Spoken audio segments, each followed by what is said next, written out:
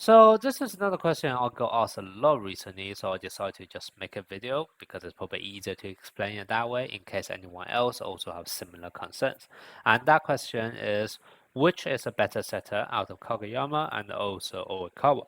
Now, to be honest, there are two flavors of answer depending on what you want to hear.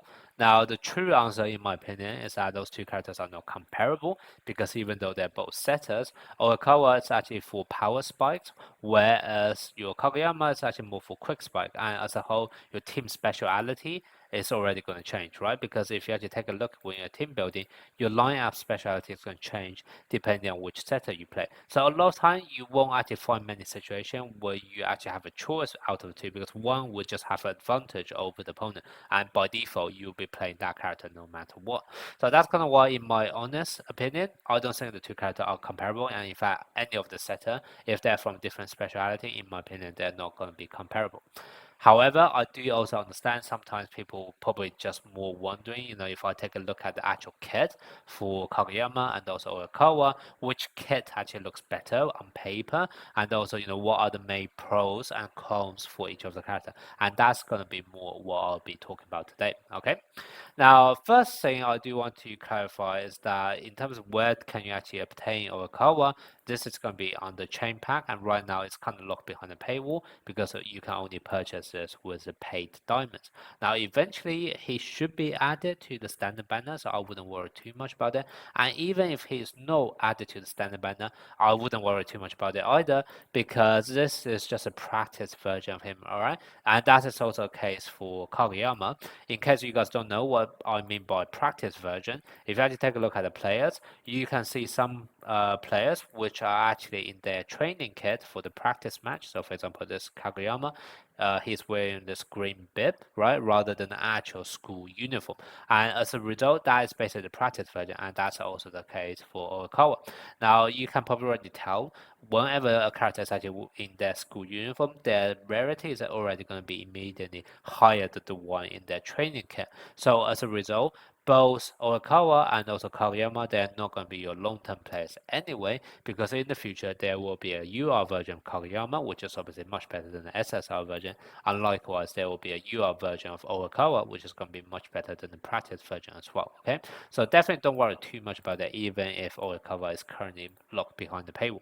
And also on this note, should you be buying extra copies of him to, max do him, etc.? Once again, in my opinion, eventually there will be a UR version. If you are already spending so much money to actually obtain multiple copy, you probably have no problem spending that money into actually obtain the UR version of him. So just save for that UR version, okay? There's no need for you to actually dupe him out. Okay, now with all that being said, let's just quickly compare the two characters and I'll talk about kind of the pros and cons of both characters, okay? So both characters share a bit of a similarity in the sense that they are both able to passively increase your team's crit rate, which is awareness in this game, okay? So this is basically both of their training skill. Oikawa is able to increase this by 6% straight off the bat, and then also whenever one of your teammates actually do a spike, you're able to add one extra attack tempo, and that attack tempo is actually able to increase it by a further 1% and up to 10 stat. So at maximum, at skill level 1, you're only able to do 16%, so basically 6 plus 10 stack. However, if you actually max level the skill, you're able to do up to 22% crit rate, okay? And then in comparison to Kageyama, what you're able to do is straight off the bat, you just have 10% awareness, so 10% crit rate, and also a 6% increase in the strength of your power and also quick attack. Now, even if you level this up, the crit rate part doesn't actually change, and at maximum, it's just 10% crit rate plus 10% extra power. Now, it's going to be up to you on whether you actually prefer this or just kind of all only going to boosting your crit rate, and they both have their pros and cons. Now, this you can say is actually good in the sense that because the last 10% buff is just for all of your power and also quick attack, so it doesn't really matter for any of your other abilities in terms of whether you actually need to land a crit or not. You can always get this 10% for your spikes. So that's kind of the advantage of Kageyama from that perspective. This is actually a bit more consistent. You don't have to play around with RNG. However, the same which really makes Oikawa shines is that you can get up to 22% crit rate. And crit rate is not not just for spiking, it can also be used for surfing, which by the way, he also has his own surfing skill, which is very strong. And then the other thing can also be used for is actually for setting as well. So that's kind of why even though it's 22% crit rate, this can affect both surfing and also setting on top of the spikes. And that's where it can provide an edge. And also sometimes for some of the other characters such as Yushijima, they actually have conditions which can only be triggered when you actually your teammate actually crit. So once again, it does provide that added edge as well. So it kind of really depends on what your team is actually looking for. Are you simply just looking for a consistent way of increasing your spike potential, or are you trying to just increase your offensive capability as a whole and potentially also trigger some of the other passive effect from your other players? As a whole, I would probably say passively, I would probably give an extra point to Oikawa because I just think this crit is able to enable a lot more things, but it does take you a bit longer and it's not going to be as consistent as what Kagayama is able to offer. Okay, now in terms of the setting skill, they are actually going to be very similar. Okay, in terms of stats and also the abilities they're able to provide, so I'm not going to talk too much about that. And then the other main difference between Kagayama and also Oikawa is actually going to be between their skills, because their ultimate skill, one is actually for surfing and one is going to be for a setter dump. Now granted, Kagayama does have a surfing skill, but if you just take a look at the power of this, it's only 120, while at the height 150% surf stat in comparison to what Oikawa is able to do, up to 300% serving. All right, this is not even comparable. So even though Kagayama does have serving skill, this is nothing if you do want to compare to Oikawa, right? And also instead, what Oikawa has is this game changer passive, which is whenever your team is actually behind, this can increase your whole team's stats by up to 12%, which is actually incredibly strong as well. And once again, in my opinion, this passive is probably better than this, half-notched serve that Kagayama is able to do. So that's kind of why I'm not going to talk too much about the surfing capability of Kagayama. Now instead, I'm going to just compare the ultimate. One's able to do a setter dump and one's able to do a surf.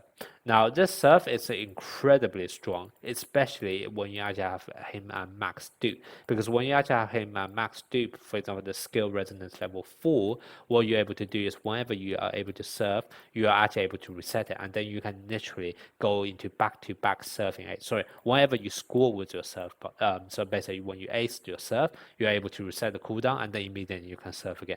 And this can be incredibly strong, especially right now in a lot of the matches, there's no penalty for you to restart the match. So you can literally restart the match a couple of times and get your match into like a 3-0 up advantageous position. So that's kind of why this is definitely very, very strong.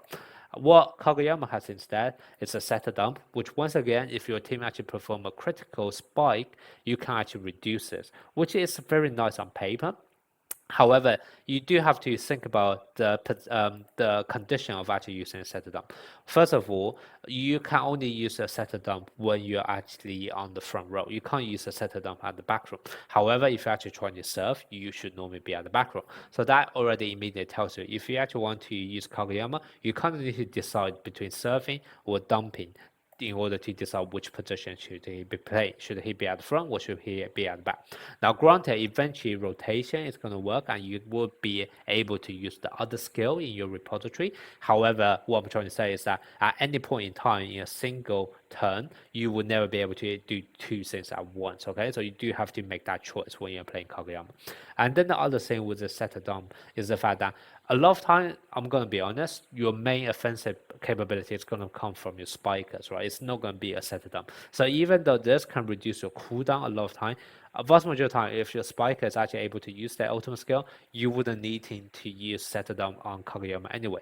And then if you think about this, you are kind of using Kagayama first to do a setter dump, then your teammate actually done a critical spike and then reduces, and then you'll be going back to setter dump, and then hopefully then the cooldown for your other teammates then gonna come out, and then you'll be doing their ultimate attack again. So kind of rotate between your setter dump and also your ultimate attack. However, when you are doing all of those rotations, once again, this can only happen when Kagayama is up front. So you can't even rotate it for too long either, because assuming you actually even done a critical hit on your spy, you should have already won that point. And then when you actually do a setter dump, this is the ultimate attack, you can't expect that to win a point as well. So even though you'll be keep on resetting your cooldown, you won't actually be able to use this indefinitely, because eventually you will then be rotated to the back row. macro where you can't even do your setter dump anymore. So that's going to be something else you also want to bear in mind. Now, as a whole, I'll probably say if I just look at face value, if I only look at, for example, at base level, so only 0 do, I'll probably say Kagayama may be slightly better early game, purely for the fact that when you are at lower skill level, the benefits of Oikawa and also his serve, it's not going to be as obvious because your serve can actually miss as well, right? 5% chance to miss. So it's not going to be as obvious, the advantage that Oikawa is able to provide. And also you don't have to actually wait time to actually stack up of your crit rate. Kagayama is able to get this off the bat, like a 10% off the bat, right? So this is actually slightly better than Oikawa at early game. However, if you are actually talking about end game, when you actually have the potential to max dupe a character, Oikawa is definitely, in my opinion, going to be much better than Kagayama because his serve is actually useful, unlike the setter dump, which can only be used sometimes. And also, to be honest, a lot of time I would much rather having my spikers to do the hit rather than doing a setter's dump on my Kagayama.